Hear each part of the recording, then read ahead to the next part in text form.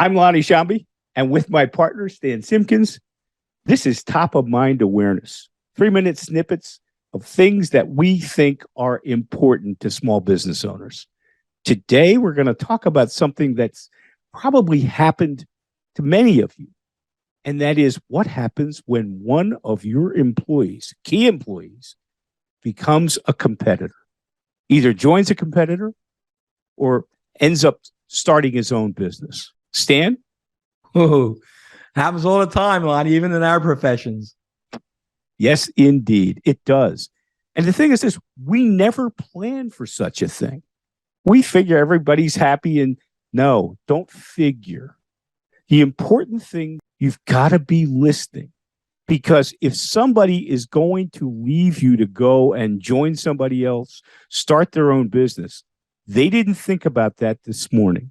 And so what you've got to be is always listening to what they're saying. And how do you do that?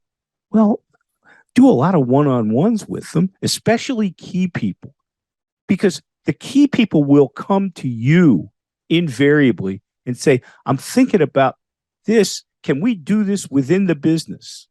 So Lonnie, it sounds like you're saying that an employer should have known that an employee had that propensity, if you will, or inclination, and could have actually avoided it?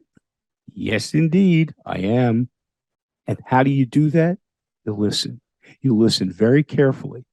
That's why I say you shouldn't ever be more than 30 days away from really having a 15, 30-minute conversation with key people in your organization.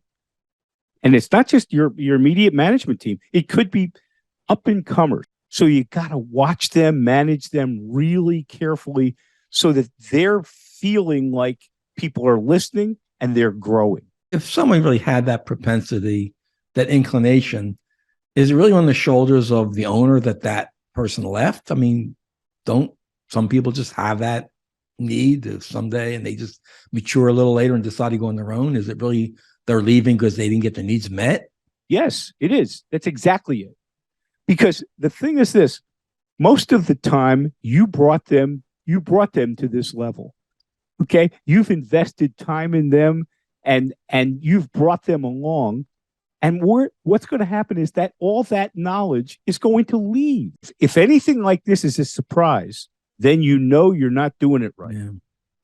Well, there are probably some owners listening here saying that's a bunch of BS. I can't control it. But the truth of the matter is, speaking from our own personal experiences, I left a CPA firm as a young man because, frankly, my needs weren't being met. I didn't feel really, even though I was made a partner, I left a year later saying, this is really not the environment I want to be in.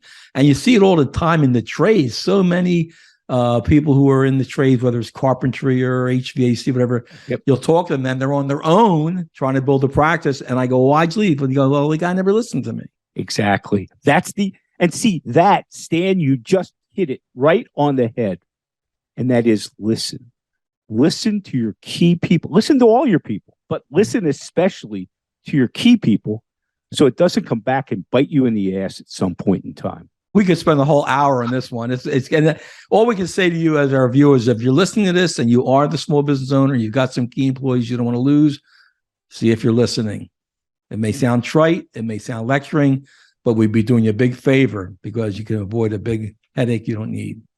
For Lonnie Shambi, my partner, and Stan Simpkins, myself, thanks for visiting us today at Small Business Virtual Roundtables. This is one of our many 3-minute snippets, top of mind awareness, and you can learn more about us at www.sbvirtualroundtables.com.